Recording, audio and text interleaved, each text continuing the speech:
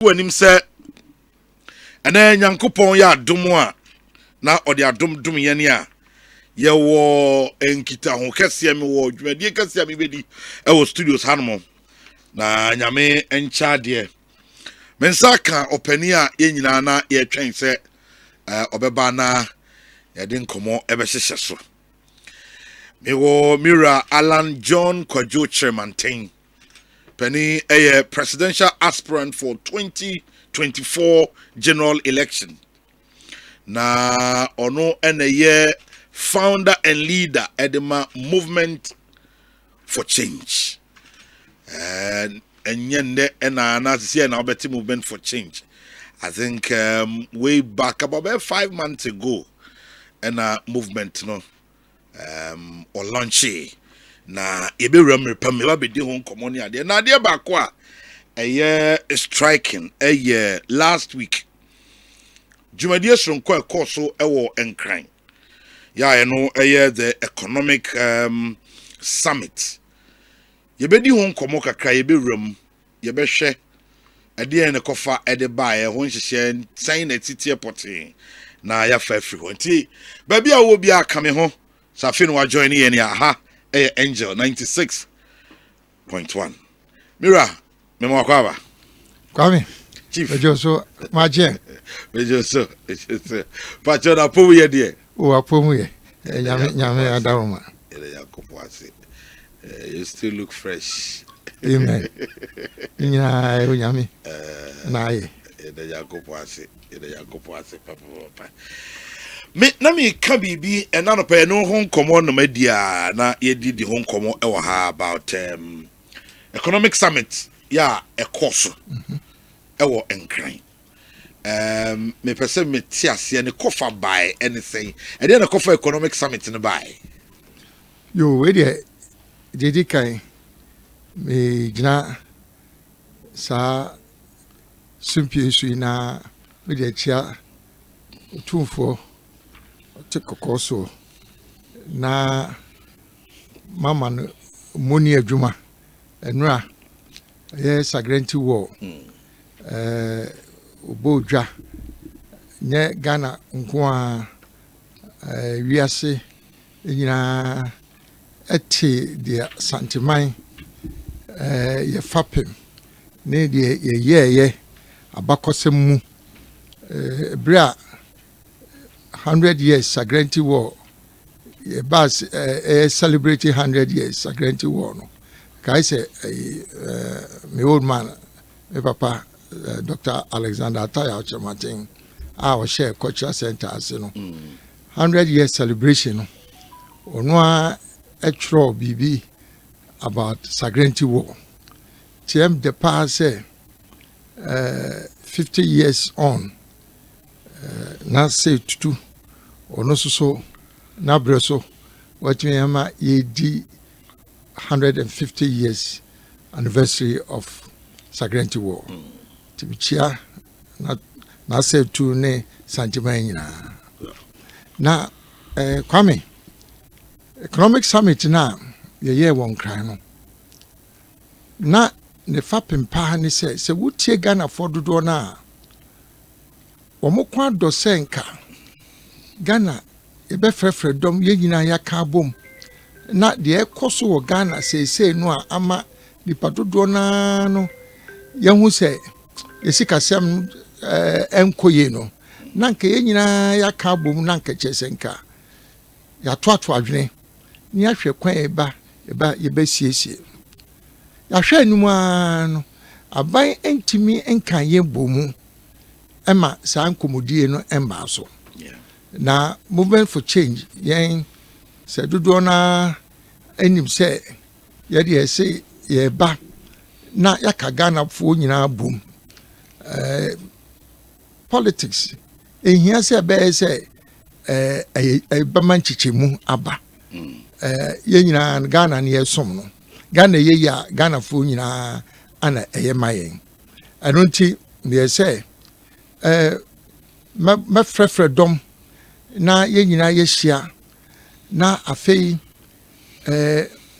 ma dream pok kakra me wo me share movement for change as a be a friend great transformational plan aba na yemfa ento Ghana fo anim na omo empense mu na adwene pa odi nupa dodo na so wo no omo famra ne yemfa nka ho na ya hwɛ se eno na betimi ayi afri ekoaso mu na ma Ghana akɔ nanim a nti kwame se wo ha na ko ni baji pa say nipa ebaye TUC for penny4 Secretary General Kasa ebaye civil from Crosag civil service any public service for penny4 omo nyina baye Association for Ghana Industries AGI omo baye Guta for ebaye asofo political parties no so representatives by traditional rulers by ana womo siopon professors ne academicians enyina so by ti se na wodwene ho a se kasa de kiye no ebi aba 3 or 4 years ago a nkasa bi ke bi anka de asisese no nke bi a amba na yesi achia so mbu nti me yese meka nyina bom ti anu ne ade edikan de toso mienu na me pese Ghana fo wuti omo a do mo kan ni se afa party fo no ya bre omo manifesto an obi na manifesto isu nyina akwaye promises and ti say ye pese ye move Ghana beyond manifestos no to a national plan. If it's a manifesto go to Mrs. Ghana and Ghana is any problem. I know the tosumi and son. Now you per se you ma Ghana for need so. If it says ye near Kabom near to Adwini, not ye ya Adwini could say a hana, you bet my farmer Ghana ye dear. One more sabi say Omunia need so no. Na a few many so. No mammy and Santia a summit no. Adeba me notice here was Sanka usually summit be no to say no. Yeah, experience be ewo krom ha near the no. Chief usually ya na a partisanship. Who say amanyuko ahodo and omo edi omo ho chishim but they witnessing no last week here non-partisanship. Man farmer your sim be engram. Sana say ba no. Amfa amanyo sim be refi say the make no. E kwa see faso a Ghana kona nim no. Enye party baako na betimi ayese adwuma no. That's right. Ananya parties no kwa na betimi ayese adwuma no. Say ye nyina Ghana fo nyina ana etwatwade enti eno ne non partisan no ha say wo hwa wo parliament a say nkomo a ekoso wo ho no bibia no enya ndisi na MPP a bibia hia say ye de politics kra enam say akoye say parties bienu ana ye de tumi na hye omonsa no bibia no ne ye de politics na de no so Ghana ya ho de no so te anonti ena ye de say non-partisan. Ubia mfana dwelembra. Okay. Yeah, issues that were discussed a touch on the economy. It's kasem hon to tie ene hon hye. When is ade hu wo hon say? The kind. Ye great transformational plan now. Eno ena na eye working document a ye de call summit no say afei eni enwina so na yemfa ending komo no o mu apopo enum. Okay. The kind eye the friend no macroeconomy I say yesi kan sem no ehon hyehyeye the tosu mienu eye industrial transformation ana the toso miensa eye agriculture ana fi tourism na eno any economic cluster of the GTP ufa GTP na e kan no ma bebre hu asem eka economy said they making now so eka governance ho asem say wo hwa che say corruption say wo ka wo sikasem ehihye ho na say uyi corruption free mu a enyeyi ana fe so infrastructure development anu so hu hia environment and ho asem so hia enti say GTP no de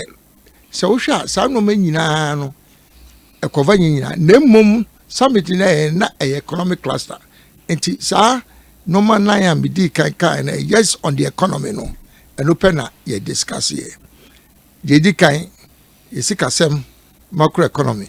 Number 2 infidijuma industrial transformation. Number 3 agricultural revolution. And number 4 tourism. Sa no man 9 ana ye kika wansem wo summit nasi. Na ohwe ye ginabre as a country. E was any man 9 ya o kan ya. Say it saying. Kwame say baby a Ghana ginabre etie no. Men kai time wa Ghana yesikasem ye sinking so low. Say sabria ye woman. And enya men kwa na America. Sure. President onwa abohu dewro. Nipa dodo na nyina no eka ho asem. Enti baby e gina no enye. Na enye no nti ana se ye ntu ho anamo na ya nhwe nhihye ya ye betimi e de agu akwan mu ama sansese aba a from below a certain point ni peja ebeyedin say your IMF say ye free IMF mu in 3 years time program ben ana say ye bedi akira ebetimi amaye sa assurance ni say yen san ko back view enti normal ye kan ho asem no betwe bieso kakra kiro eye sikasem nhihye Dedi kan stable currency. I just say you see the no na hoden etisen. Na one will say the entia media no di kan ni say u currency wa usika wo man mu wo use no say eni hoden a bibia nu a wo ye be eno na affect inflation. Say the prices normal prices a cost room and no aso na affect interest rates o ko bobusia so currency nya kwame bibia baby no ebetosin enti de dikan solution ben ane ewo ebetu ama ye currency no agina de dikan se si etimi nya more foreign exchange se ka se usika no eni nyira so a cedi no any nyira so a compared to the dollar na a say wo foreign exchange a dollar eba oman ni mu no esa enti na say ni padodo no a mfa nso mo kra no ma no obia compete dollars kakra wo no system no obia compete enti definitely no ebema cedi na ho den so ayeden ati enti the first thing yen movement for change ya canon say ese yetimi export say o export a ubenya foreign exchange na foreign exchange no eba eno na ebema apia cedi no ama cedi no enya hoden na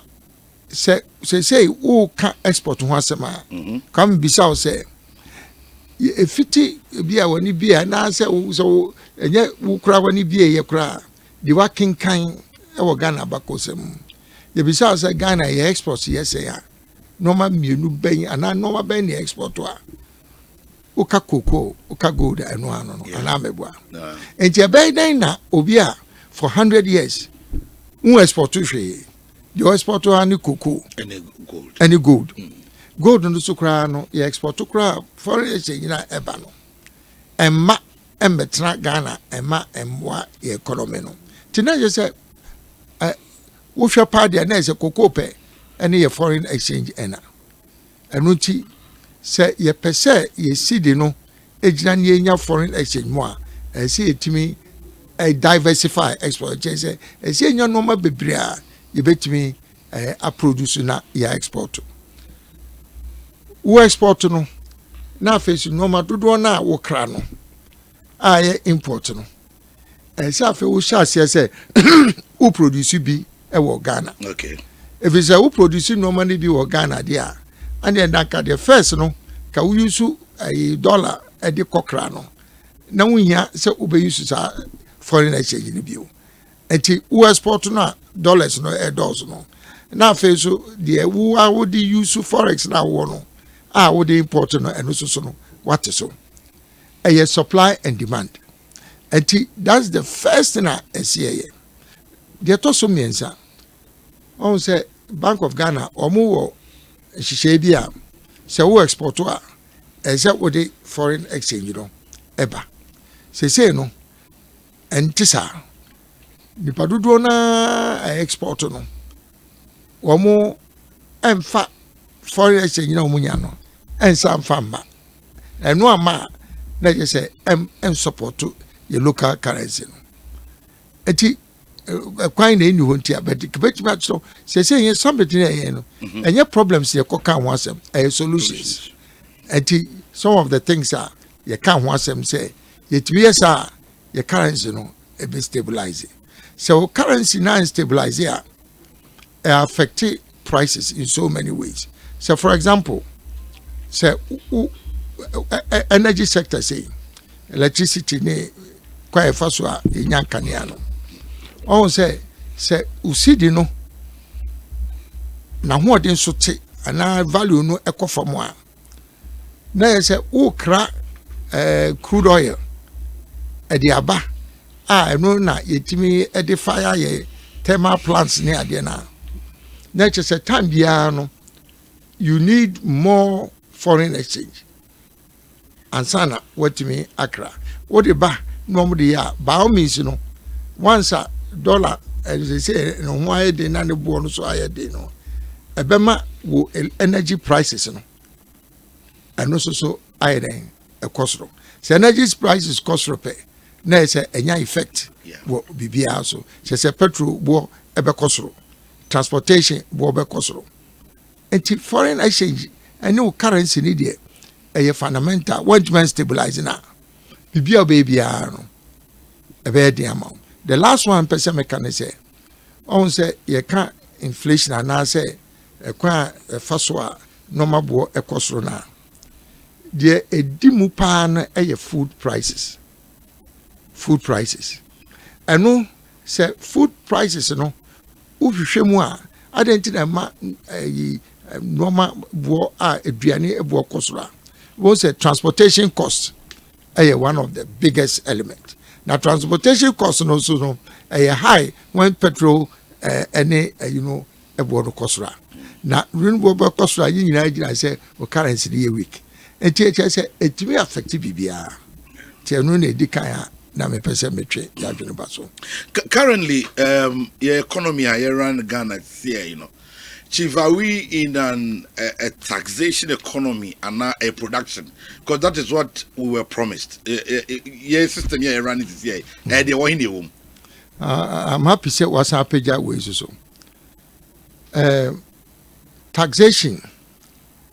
Acquire a buying beer for sure. Ultimately, a raise revenue. Because a revenue no sooner ultimately and finance development. Of course. But say we tax structure no say one share ni year and no go timi kum production. Okay.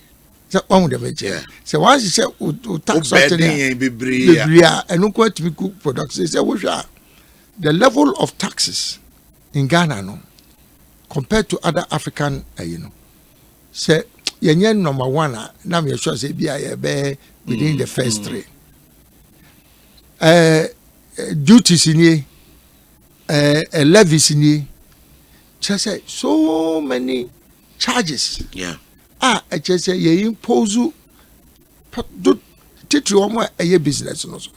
na nipa no no kwaye business ama wo tax no se duties ne levies no charges no edoso a ebeydan na nadwuma na gira ama wo wanya kwan aba be tax no anu need the main ekum private sector ewo Ghana sese no enti say me kan ye the solutions dey pe you know dey yenim dey enti number 1 we have to reform our tax structure.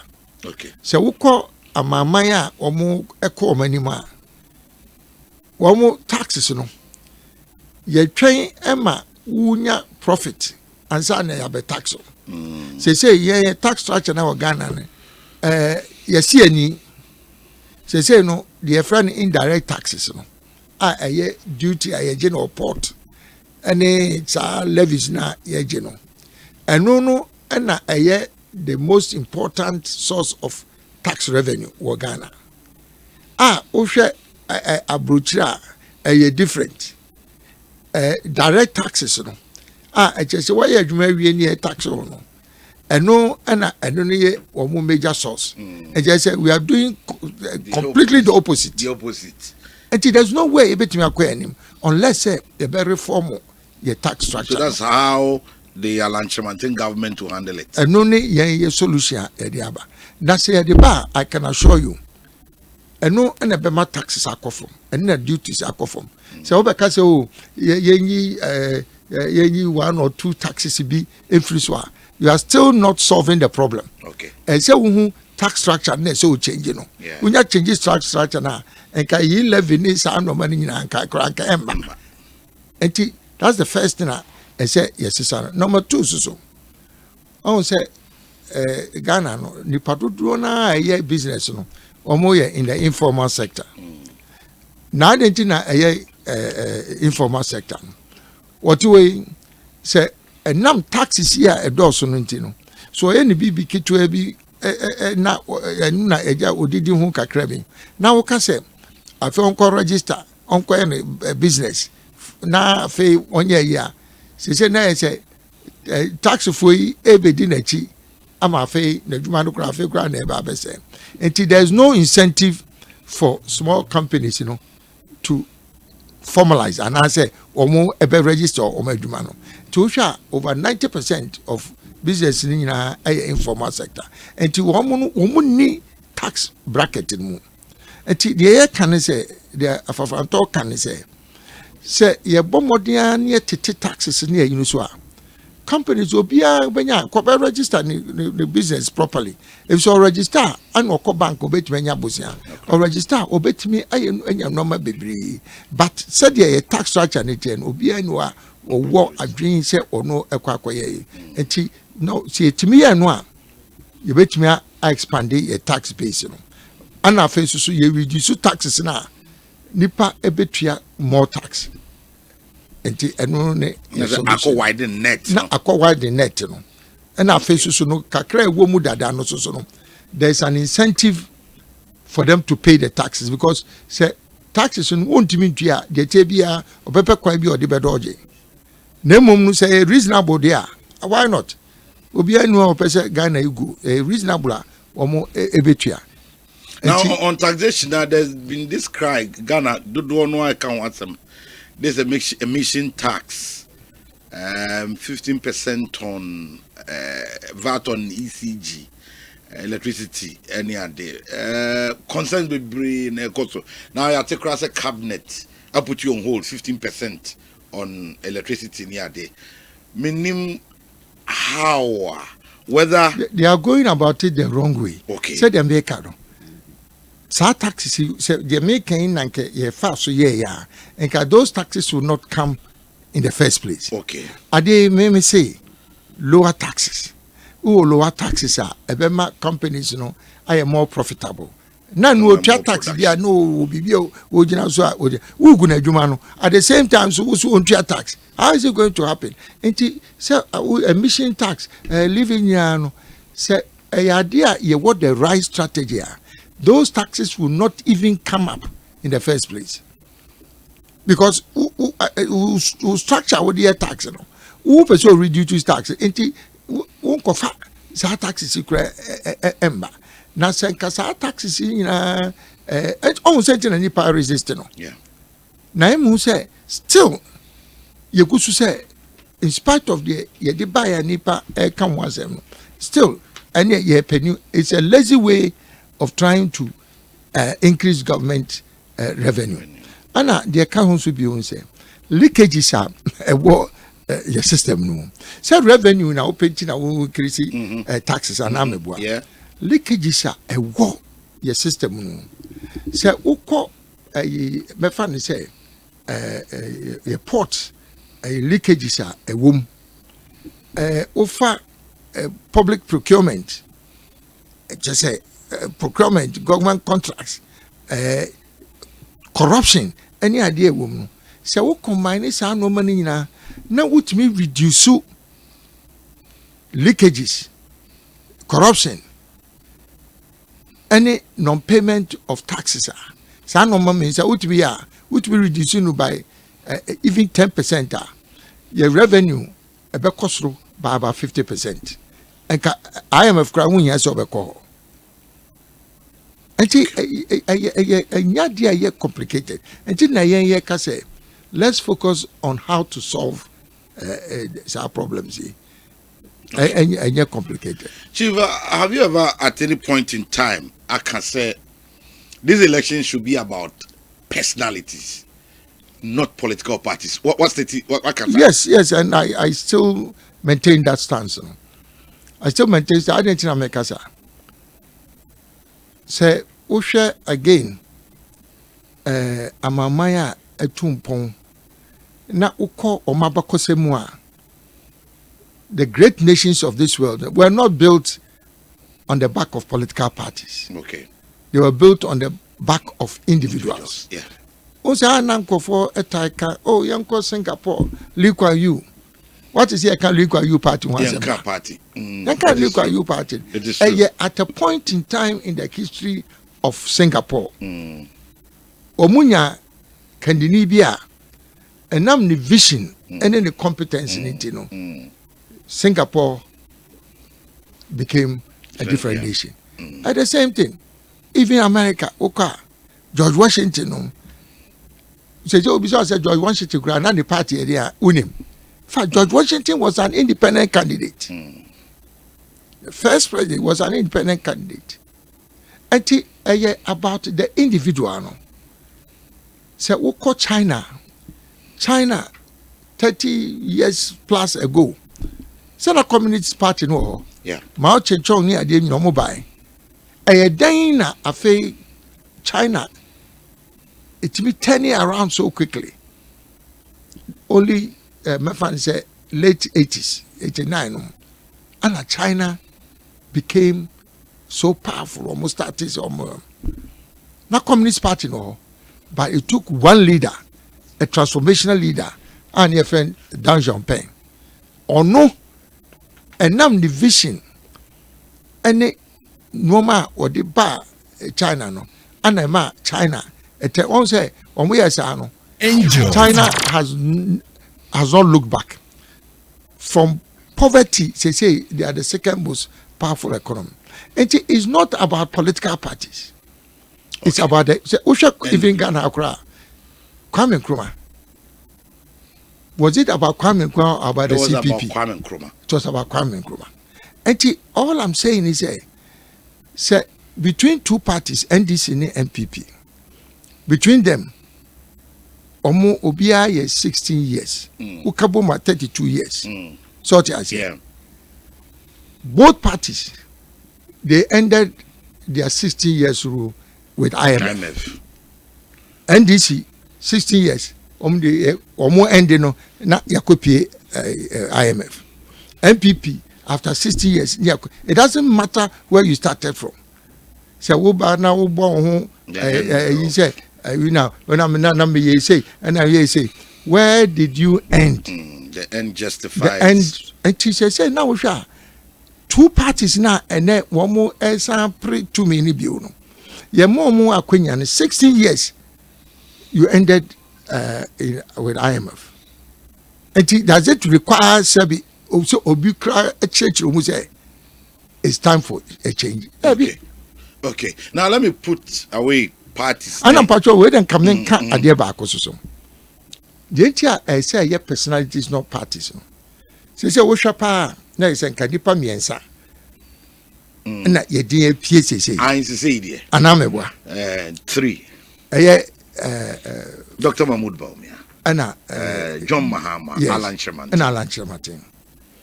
Say mo po bi a obetimi apega Ghana na wakọ nanim. Yes. Edia no ma mienu so. Ose oba de no obeye. What is his vision for Ghana? Ana what is his record? Obetimi agina so say. Onam so waye we ni daninti no. Say the 2 minute manual.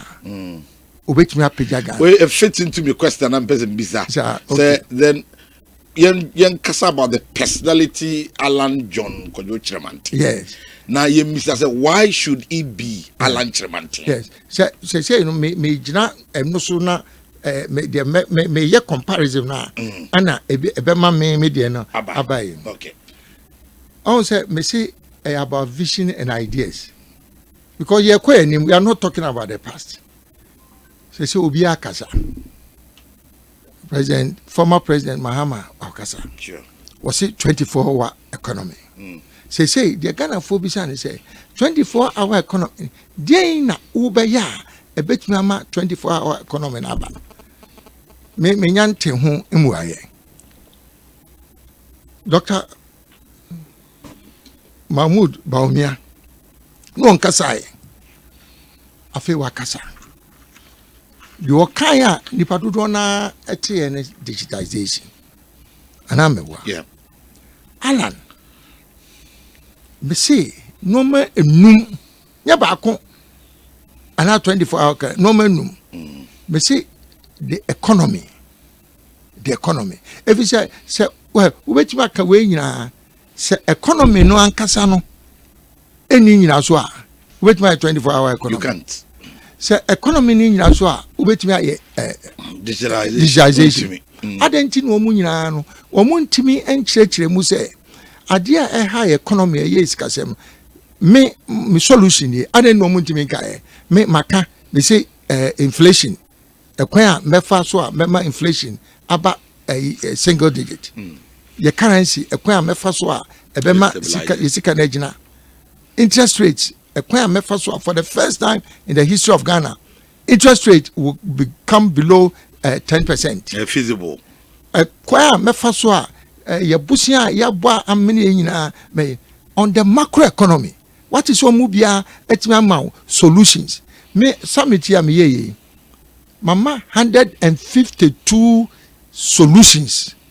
Na me fancy say na woko ye obi be wia ayiwaje ndabi Uba say Ghana for trouble. I see a moody over there. Yeah. See, almost say, so number one, Maka economy, Maka industrial transformation, industrialization, and new 2.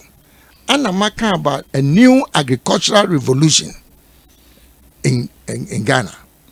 Anna afe metimiaka me say corruption so how we will deal with corruption. Infrastructure development you put there. My friend say the TV ye nyina can one them. And offer if it's a contest about vision, any ideas are the evidence is clear, at least between Yemi and Mensa. Na afe aba o record no na ebe jira so aka say o vision ya wo ka ho say me say ye the 2 minimum wa wo betimi aya na enti aye hwehwe yenya record me jina enkoko obi ho asem me de metima aka no e clear one who say there me year even before policies there me nka ho asem say but ye ba mu ye President Kufuor time me started as ambassador for United States now Getia Ghana after so many years now it's just a vacuum now a major problem now ama yentimi empeja vacuum no during my time any negotiations and ma yetimi a tall vacuum back as I say aluminium Ghana ye pese ye be nyina no vaco ye tu a boxer ne pese ye aluminium vaco as I say abe Ghana de no to be a major factor. One will say oil and gas ene ye nyina ye didi hu kakrakra. One will say negotiations came President Kufuor at the time na me ambassador ewo. At the same time so ana yetimi enya zadia no mo friend MC Millennium Challenge account no. Eno no ye start ye ho discussions in the negotiations wo and sana finally no eba. Enti se offer even that time ambassador time. It was the first time ambassador bitimi ye BBF no Ghana Skills Bank. Nature say Ghana for war amanoni nyina diaspora nyina no bitimi ye digital platform bia yetimi hu the whole world be bia Ghana for nyina ewo. I'm here ambassador 2 years. Now my record as ambassador in the United States there is there for everybody to see. But me ba Ghana no so 2003 no. One say President Kufuor the same in administration. Presidential special initiatives. And also me time me ankasa no ana me de ho adwene na me ba so me be execute.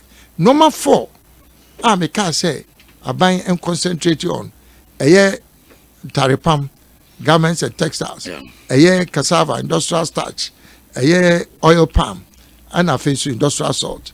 So that time in a PSI, I said from that time, say a man who twice from 2005-6 I'm starting. Senka ye twa menwa me and what my buyer and by now and Kayenya and Kibenya be $10 billion every year from a man who I have 5 times more than the year from cocoa. Na the America sign say Malaysia. A man who be share free Ghana. Every year be only 20 billion. Tienya mu half a cry. So 2005 we start here men who and men who go on a time then you want to be and men who go on before from independence. Not you were only 25,000 acres. And Ukraine foreign companies, UAC4 and no palm for Omunana Edo, near almost bare 25,000 acres. But the PSI oil palm buy ye do 100,000 acres. 100,000 acres. And then yes, I buy for Edo, ye bois small farmers made me increase by 100,000 acres. And so what share PSI no kwa not the record in terms of industrial transformation. Your friend say in Chinwajuma, me time and a ma omo na ye Georgido and despite no omo ye omuku nyina ekoye nchine. Say ye twaso nke Ghana nke ye koyanim. Taripama agwa mtade ye pamia ye de eko America ni ade. Me shase no just me CC factories na ye lizima omo pam entire for export. Enti just my record wo ho no President Kufuor must look here by me original idea. Oh, okay. From that time we make and as I say for Antoata MPP free abemwa and this is subaya more intimate Antwa Normanoso. But fast forward, Yaba President Kufuor Abemu. Most of the major achievements in Ghana. Also, and we shot one district, one factory. And no crowd there, just say, one will say, there is no country in Africa within a matter of, let's say, 3 to 5 years. Yetimi abanye etimi ama private sector I year over almost 300 factories. And come on put the ye di boasty na even just even by 13 po. Almost 300 factories. It is also the impact of sa 1 factory, in for now and in the future, very significant. Yeah, nonku. So we share AFCFTA, African Continental Free Trade Area, the single market for Africa, the biggest project in Africa ever. And also, me asabi, me ana me chichere, Emma, ebemu, and me also na me ma Ghana yetiminya headquarters no ewa as see e dey and na edru ba bia na kofo ka digitization ho asem show say your port your friend bibia friend unipass ana ICOMS and me be minister for trade president Akufo-Addo Brezo ana me ya ma yetimi enya sa new technology at the ports. And no for ye who propaganda and mala na kofa bibiaba and a port assembly ade. Omo ye who propaganda and I stood my ground. Within 3 months, ye over 1 billion cedis more within 3 months with all the propaganda. If you can't see that. Now me say my ye no. Just I'm say me am me bo hu derua.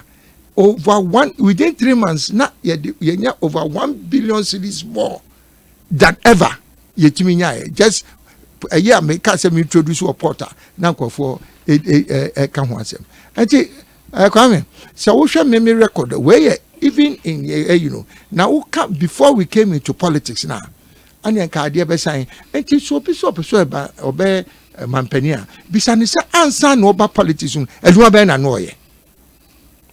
Because one to me in fact with political me make say even ye politics to chair ye bisa say also person a president senior politics are eduma ben pa na utimi what were your achievements before uba politics and to be there I disre na me to Ghana for him President Mahama and Dr. Baumia, Omuna, say Omuda MPP in the NDC, ano. Se say the Ghana for Dona and when say, before for BNUA MPP in the NDC, Omubit me abaye, and Comuni chance ome over 32 years, Comu Bibi and commit me a year brody, so come abaye dada. Now, say when you be or what the record, both before politics in it or way. Na se ono ye ka ho asem se musimum pamie fortunately when you obi a ono kra so ejina sese o alternative no na I disre say Ghana for afei yema Alan so emra na we'll see the difference ana edru ba bi said American wa ka ho asem ana di na dia na me pese Ghana for tia se ne se enya de wo ba be ka nkwa na hiu. There na other people care about you. Media may mean to me and say Obi, but media mean say Obia from 1994. Not a politics as simple. 1994. Na say Time Magazine International, one of the most reputable magazines in the whole world. Say omo survey.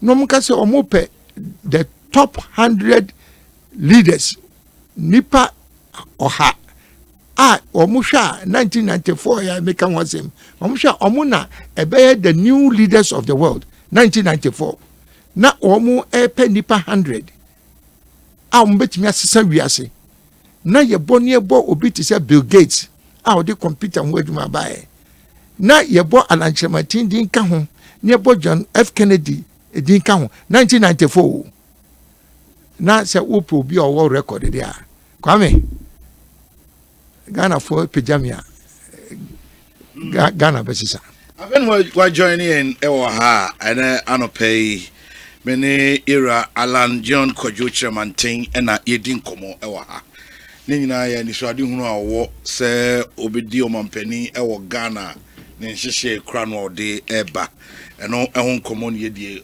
anope Facebook a lot of messages now Tilly Hart say we love you chief, a leader with vision, not like okay. Douglas will say the most humble person Kwame you have interviewed this year is Alan. God bless you, Alan. On day Abba and the Ghana will rise again, movement for change. On day Abba and Olive Junior say from Ekom Ekomeya Asawase constituency. Ghana, if we leave this man, we go suffer a lot as a country. Ghana needs Alan John Kojo Kyerematen. Need day Abba, I don't know. BD Jerry as the chief Alan Nie Ajumanie. The hope of the teeming unemployed youth in Ghana is Alan Kyerematen. Obviously, I can see you want to join the movement for change train. Please, anybody who wants to join, you are all welcome. Honestly, the buy, I don't know. Opoku Edu say, George say, Chief Alan, you are so humble and you are a God chosen president for Ghana in 2024. Mark my words. Tak Tom, I say, hey, Nyansa pa ni. Sanso and Adu Frankie say Alan Kyerematen is the best man to lead Ghana. The movement is here to stay. Abena Ampo for say everybody let us vote for Alan. When we enter the polling booth, nobody will see us. Only our God who has given Alan to us will know. On Sunday day buy and the message is edoso pa enti yeah find so in see a couple of messages amount for a day aba our more eka and so I don't know. Now chief for all in all movement so far at saying movement in general. Oh, it's going very well. So I will say yes say my friends be about 3-4 months. Yeah, sure. Now so Ukaya, one of the first activities are movement walk of Afrantoa. Yeah. Now Kwame, would ye Sansina Jun who ye pao Ubia were free party kasium. Na wako Ninchi Babia sa party no na one day power in the so now, or say may ye walk. No, see where they more be free outside Ashanti ma. Even Ashanti crown on pono. Obia wo a chile cacrano. Emma. If you say Kumasi ne greater Kumasi keke. Namudia momra. One who nipa e buy. Sure. Over 70% of nipa a war a Ashanti womu a train bassa. It is almost per bus car crowd about over 70% and you are not sure nipa a buy. Yeah. Say Kwame, what further testimony? I know was Sabi Uya. Now men no gentia mention and come was them say. And yet campaign ya Ashanti pay. Say me ra voter regional. Kwame a group of Bikrabaka say be a massive free voter. Wow. The way or more a dummy of voter. No. Me want people will be any. Me want people will be any say voter. Central. And I say ufa even northern region wa. Say I feel me mention me camp here say. Now when you say me advantage and me want to say over a obi ani say. I say I agree my chemu kakra. And at the way I me politics no so no. Me wo nipa ho do. Ti nipa so do me. Now I can tell you say there is no village in Ghana. No village in Ghana. Say me pie ho say. I say ye nim midin and ye nim anim. No, there's no village throughout you know. And me there I'm very confident to say enough is said the American. the Ghana for epe they want a change. I just say me but just at the right time say here one more per se what they need to be abeji omo.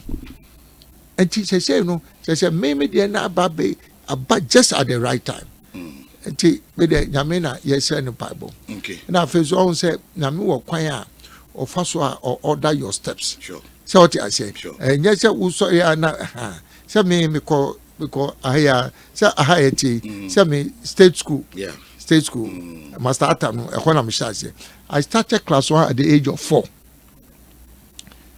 Me call secondary school at the Sada College number D9. Me we school I me call economics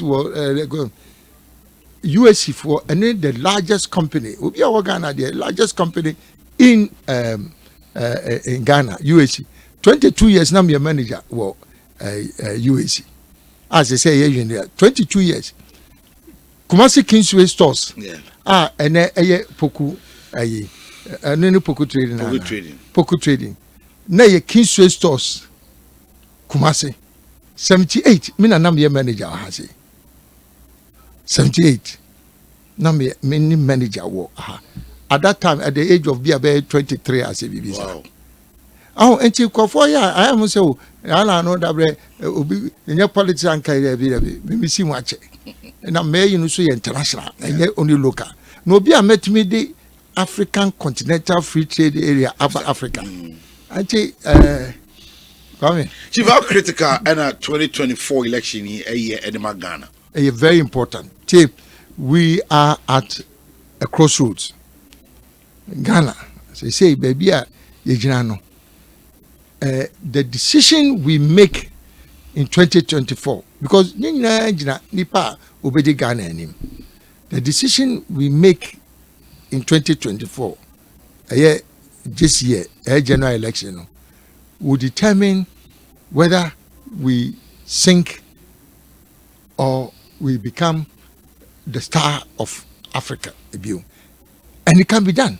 Very, very important. Say the mekano. Say nanke bianca be fufro e wo ha yentimi hu yanka different. But say NPP. As you say after 60 years ye dey kowie IMF. Now ye NDC. Almost after 60 years we dey kowie IMF. Now who will peer we share the background both local and international. Me nyambe di president kwa. My the well nipa respect him internationally no.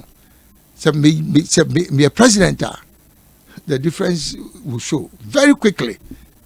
Very quickly. Nanya diaswa ebeche. Did be a mekase me no be a transitional candidate. Within 4 years, what I can do for Ghana, within 4 or 5 years, within 4 years, first time you see the difference. All right. Within 4 years, we will all see the difference.